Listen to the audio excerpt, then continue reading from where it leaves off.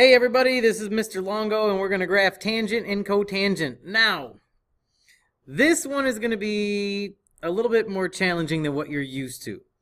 And the reason why is because everything we've done so far is a sine or cosine wave. And then of course secant and cosecant, they were just kind of the reciprocals, but they still kind of followed a wave pattern. Tangent does not at all. And the reason why is because it's sine divided by cosine. So what we did here is we gave you the first quadrant of the unit circle, and then of course that's going to continue this way.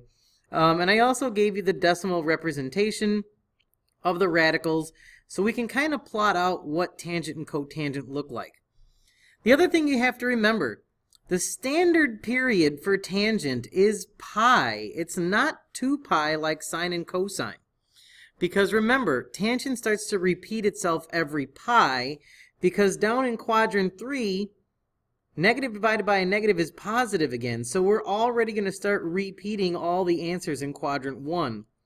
So when you're graphing tangents, it's a little bit more complicated to think about because of the fact that it's better to do 2 cycles when you're graphing tangent and cotangent so you can see the full graph. So we're going to graph 2 full cycles here of tangent, and then cotangent just kind of flips again because it's just a reciprocal, but it will look a little bit different. So let's think about this in terms of the unit circle. The tangent of 0 is 0. Okay, now here's what I'm going to do to help you out. We know that this is pi over 6, this is pi over 4, and this is pi over 3. And then, of course, we're back at pi over 2. And that's when we're going to start flipping over to make things negative. So just to help you with this graph, and this is totally optional for you when you do it, I'm going to put more tick marks here so you can see that this is pi over 6 and this is pi over 3. And then, of course, we get to pi over 2. And if you want, you can do it for the rest of them. But this is, like I said, this is a little bit trickier. But here's the thing. We know that the tangent of pi over 6 is 0.577 or root 3 over 3. So we're right about here. And then we also know that the tangent of pi over 4 is 1. But then the tangent of pi over 3 is 1.7. So we're getting closer to 2. And then it's not on here, but what would it be right before here? So this is like 1.7. Well, that's because we're doing this divided by that. So once we get over here, we're getting pretty high up. So that's going to continue to rise until you get to pi over 2. Once you get to pi over 2, it is undefined. And remember, whenever we have undefined, that creates a vertical asymptote.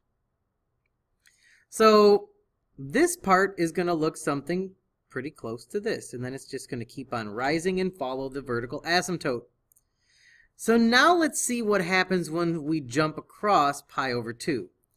Well, once we get over here, which would be 2 pi over 3, we're at negative 1.732. So again, this would be our 2 pi over 3, and we would be at negative 1.7. And then once we get over here to 3 pi over 4, our tangent value is a negative 1. And then, of course, we're going to be at negative 0.57. And then once we get to pi, we're back at 0. So here we are at 0 now. And this is where it starts to repeat. So now we're going to be at the same values that we were over here. So this next one, again, you don't have to do this for every single one of these points. I'm just trying to show you where they come from. And then we're going to have another vertical asymptote once we get to the bottom of our unit circle, which would be 3 pi over 2. And if you were to get a whole bunch more points, these graphs are going to look like that. Okay, so that's what tangent is from here to there. And basically what tangent does is tangent is going to have some turning points. Now these turning points is where we have 0. So wherever the graph is 0. Now when you are doing this, I'm honestly just going to ask you for a sketch.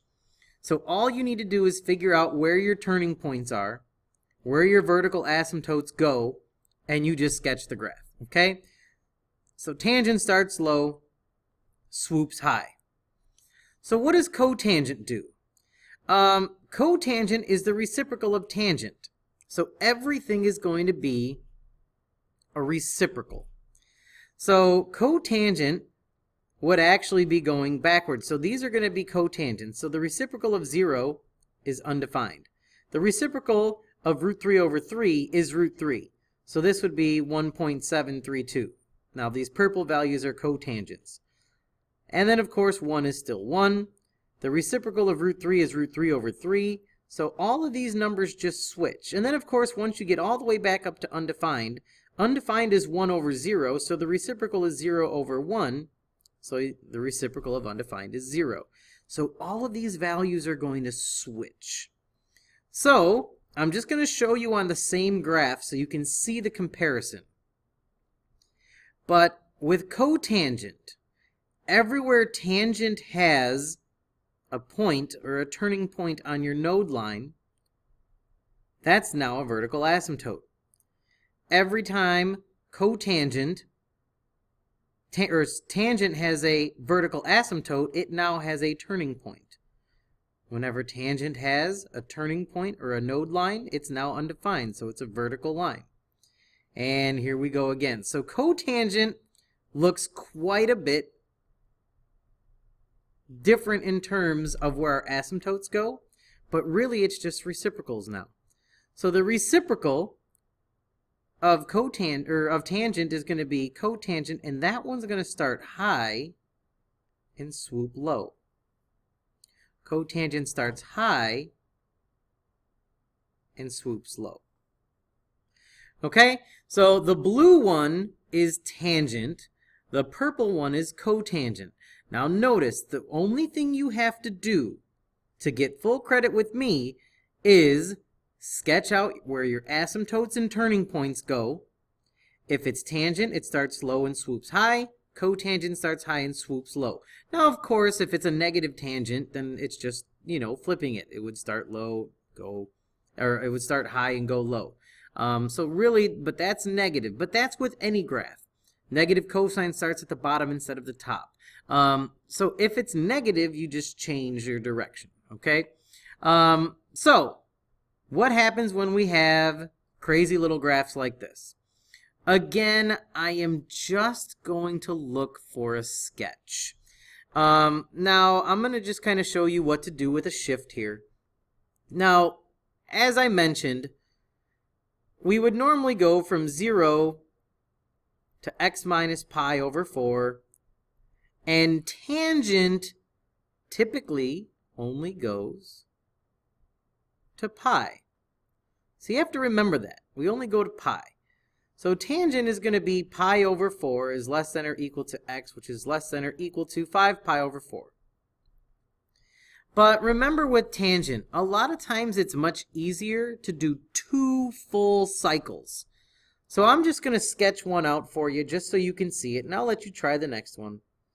So we're going to have our pi over 4, and I'm still going to do our 1, 2, 3, 4, 5, and that of course would be our 5 pi over 4.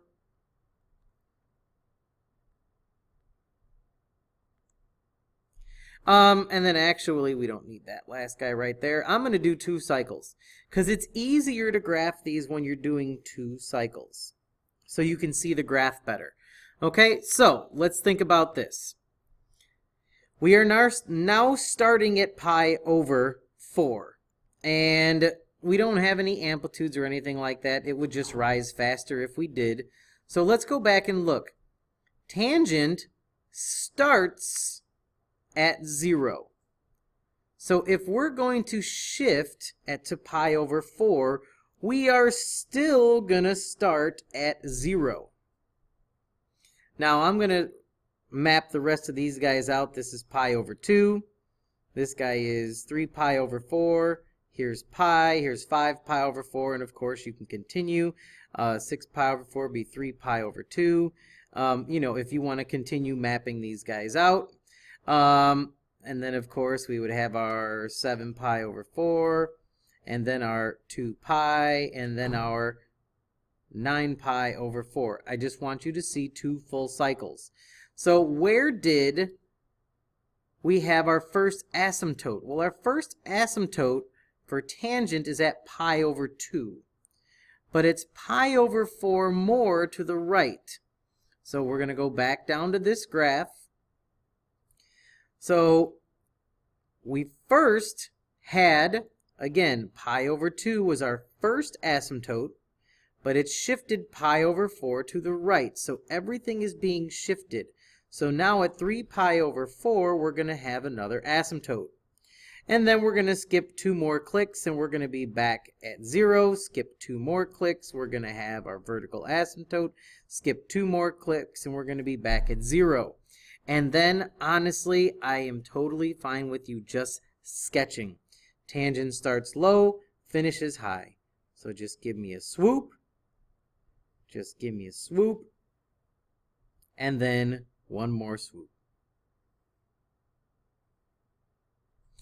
And that's it. That's how you graph tangent. Now cotangent, again, this one has a shift of pi over 2 to the right. It's easier to do 2 cycles so you can kind of see where this is going. Now just remember, with these it skips 2 clicks. If you want to do 2 full, it's just here's a dot, skip 2, there's an asymptote, skip 2, here's a dot, skip 2.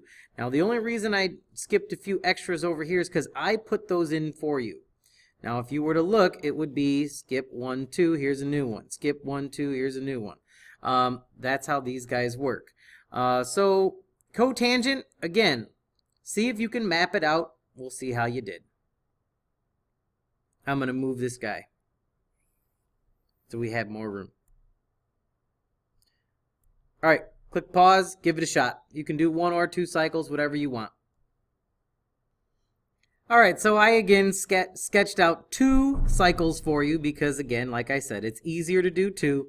If you only did 1, you're only going to see 1 section of this. But remember, cotangent usually starts with an asymptote. So all I did was scale the graph like we normally did. But remember, we now have a vertical shift of 2 up. So everything's just going to happen 2 above. It's going to change nothing else. So cotangent typically starts with an asymptote. So we're now going to have an asymptote to begin with. And then skip 2 clicks. We're going to have our 0. Skip 2 clicks. We're going to be at an asymptote. Skip 2 more. Now here we are back at 0. Skip 2 more. And we have our vertical asymptote. And then again, remember, cotangent starts high and works its way low. Again, I'm just looking for a sketch on those guys. But there's 2 cycles instead of 1. All right, so that's it. That's it for this video on tangent and cotangent. It's a little bit trickier because it's totally different than what you've ever done before. But if you sketch out 2 cycles, it's not too bad. All right, this is Longo, and I'm out. See you, bye.